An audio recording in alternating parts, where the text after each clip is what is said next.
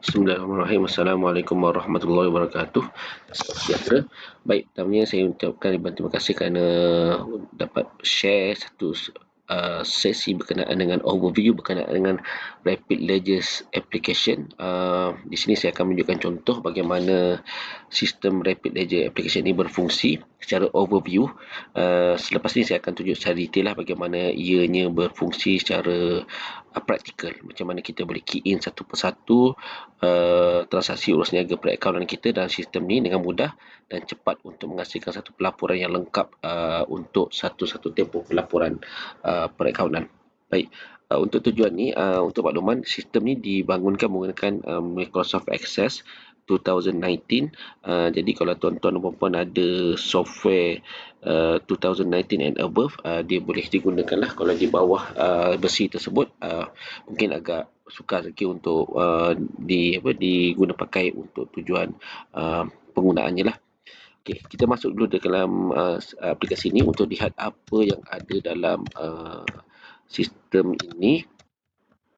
Okey, baik, kita tengok kat sini sistem ni dilengkapi dengan 3 modul utama. Ada maklumat utama, kemaskinan transaksi dan laporan. So maklumat utama ni adalah maklumat yang mengawal pelaporan punya fungsi. Jadi contohnya dari segi code account ni, kalau kita nampak kat sini, dia ada beberapa chart of account yang akan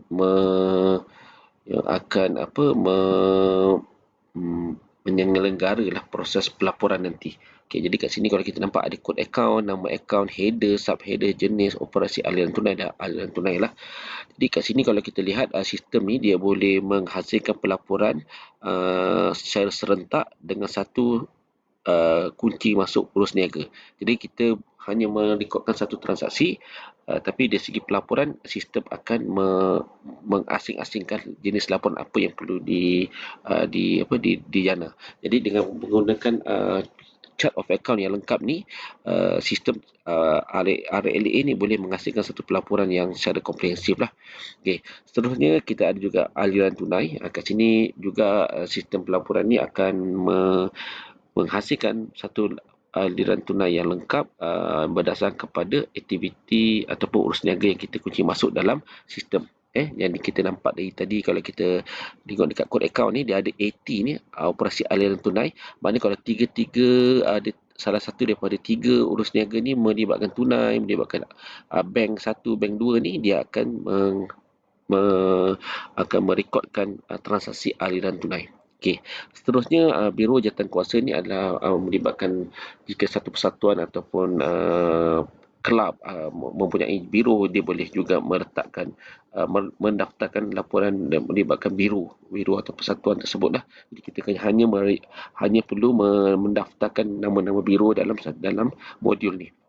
Seterusnya daftar program. Ini program ni kita akan senaraikan program-program yang berlaku dalam tahun pelaporan, dan dia boleh juga berulang lah tiap-tiap tahun, sebab kita lihat kadang-kadang macam contoh pelaporan-pelaporan untuk satu program yang berulang, contoh macam musyawarah AGM tiap-tiap tahun akan berlaku. Jadi kat situ dia akan ada satu pelaporan yang lengkap lah, yang berdasarkan kepada tahun ni berapa costing untuk program tersebut. Jadi sistem ni juga boleh menghasilkan costing by program. Jadi dengan pendaftaran nama program, kita boleh pantau lah kos bagi setiap program yang dilaksanakan. Okey, kat sini kita boleh tambah lah. Kalau kat bawah ni kita tambah kod-kod yang baru, kita nak tambah katalah 0028, kita boleh tambah lah program yang baru kat sini. Jadi kita namakan nama program tersebut. Kita boleh pilih program ni di bawah biro mana kalau kita perlulah. Tapi untuk tujuan ni saya tak akan tunjuklah bagaimana pertambahan ni lah. Jadi kalau kita tak perlu, kita boleh delete balik. Kita tekan ni dan tekan butang delete. So dia akan tanya, nak you are about to delete one record. Kita yes, dia akan delete lah. Okay, seterusnya kita akan tengok dari segi kunci masuk. Di sini adalah tempat yang kita akan mengunci masuk laporan urus niaga melibatkan transaksi organisasi lah. Contoh kat sini ada ni daftar penyemak pelulus ni, adalah daftar untuk siapa yang bertanggungjawab untuk menyemak dan meluluskan transaksi tersebut lah. Ni kat sini kita boleh daftarkan lah apa nama tersebut, dan senarai ni akan efek dekat kita punya voucher urus niaga nanti. Seterusnya maklumat rekod terimaan. Kita nampak kat sini ada rekod terimaan. Kalau kita boleh kunci masuk secara lamsam. Kalau kita ada sebulan transaksi, kita boleh copy and paste daripada Excel, kita paste kat sini dan kita nyatakan akaun apa yang terlibat dan kita posting, dia akan efek kepada keseluruhan pelaporan. Jadi sebenarnya kalau ikutkan rekod cara penggunaan ni, dia hanya melibatkan single entry dan another entry akan dilaksanakan secara auto oleh sistem. Jadi kita tak perlu buat transaksi dua kali lah. Maknanya kalau sistem ni kita panggil single entry, tapi at the back end of the system akan melaksanakan double entry punya proses. Ini untuk terimaan. Juga ada bayaran, sama juga, dia akan juga ada single entry tapi dia efek kepada double entry, dan juga kepada record journal lah. Jika kita ada buat carry forward, so carry forward ni akan efek kita punya uh, dia akan menggunakan journal urus niaga lah, dan juga melibatkan reconciliation lah. Jika ada penyelarasan akaun, kita juga boleh menggunakan modul rekod urus niaga ni. Jadi saya tidak akan tunjukkan contoh lah berkenaan dengan bagaimana sistem ni dikunci masuk, tapi nanti lepas ni saya akan tunjuk secara detail lah macam mana proses perekodan modul by modul. Seterusnya laporan. Okey, senarai urus niaga dulu. So, senarai urus niaga ni, semua rekod-rekod urus niaga yang kita telah rekodkan akan disimpan dalam sistem dan kita boleh panggil balik lah. Kalau saya nak tengok laporan 2022, saya tekan 2022, tahun 2022, dia akan keluar satu table ni dan kita boleh lihatlah transaksi di dalam tahun 2022 lah, dan kita boleh betulkan. Kalau kita nak amend, kita boleh amend kat sini lah. Jadi kat sini adalah senarai urus niaga yang terlibat dalam tahun 2022. Okey. Seterusnya kita boleh tengok laporan. So dari segi laporan, kita ada beberapa laporan yang kita boleh gunakan. Contoh, sebelum kita jana laporan, kita boleh kena isi tarikh dulu. Kadang saya nak tengok pelaporan Tempoh 1/1 2022 sampai 31/1 2022. Kadang saya tengok sebulan dulu. Jadi kat sini bila kita tengok ke sebulan, kita tekan jana urus niaga. So urus niaga melibatkan bulan 1 saja akan keluarlah. Jadi kita tak akan nampak bulan seterusnya lah, sebab kita ambil laporan daripada bulan 1 sampai 1/1 sampai 31/1. Jadi kita boleh nampak jurnal urus niaga terlibat, ledger-ledger yang terlibat dalam bulan 1, dia akan nampak lah kat sini. Okey, keseluruhan ledger akan keluar. Dan kalau kita pergi ke ledger urus niaga mengikut kod, kita boleh pilih kod spesifik. Contoh saya nak tengok tunai di bank Islam ni. Saya buka dan saya akan nampak kalau tak ada laporan ni, tiada data pada tempoh laporan dipilih. Tapi kalau saya ambil Afin Bank, contoh saya nak Afin Bank, kita buka, dia akan nampak satu laporan yang lengkap berkenaan dengan Afin Bank lah. Okey. Seterusnya, bila saya buka voucher urus niaga, kita akan nampak senarai voucher urus niaga yang terlibat pada bulan 1. Okey, dia akan nampak lah.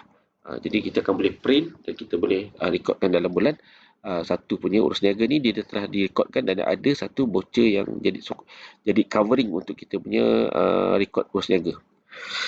So, ni kita boleh tengok kalau cost projek, kalau ada projek-projek yang dilaksanakan dalam tempoh bulan 1 tersebut lah. Tapi ni sebab tak banyak, jadi saya buka sampai 31 hari bulan 12 lah, 2022.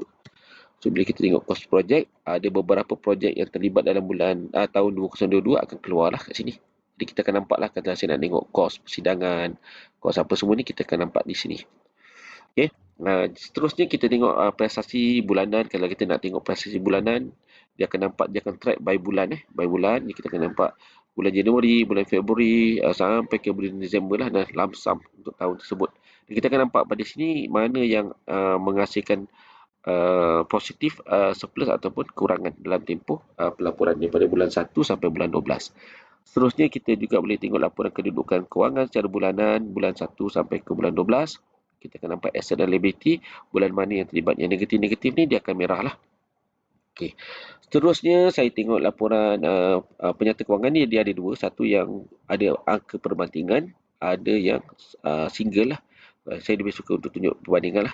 Okey, kalau perbandingan ni kita nampak tahun pelaporan dan tahun sebelumnya. Kita akan nampak perbezaan tersebut lah.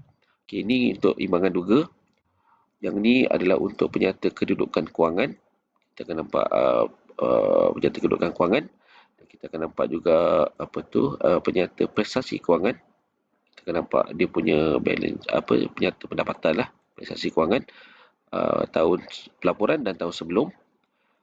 Dan juga penyata aliran tunai, kita akan nampak tahun sebelum dan tahun pelaporan. Kita akan nampak ada perbandingan lah tunai yang dijana pada tahun pelaporan. Okay, kalau kita tengok sini, kita akan nampak lah pelaporan ni ada aliran tunai operasi, dia menghasilkan 300,000 lah, 305,000 untuk kita punya operasi. So baki dia kita akan nampak 194,000 dalam kita punya pegangan tunai. Dan kita juga boleh hasilkan nota-nota kepada akaun. Jadi kat sini bila kita buat menggunakan sistem ni, semua pelaporan yang asas untuk tujuan pengauditan semua tu boleh dijana dengan satu kali key in saja daripada modul-modul kebaskini data tadi. Jadi kita tak perlu laporan ni akan dijana oleh sistem secara auto. Dia hanya memudahkan kita lah untuk mempercepatkan proses. Saya pernah buat satu laporan ni untuk setahun punya urus niaga.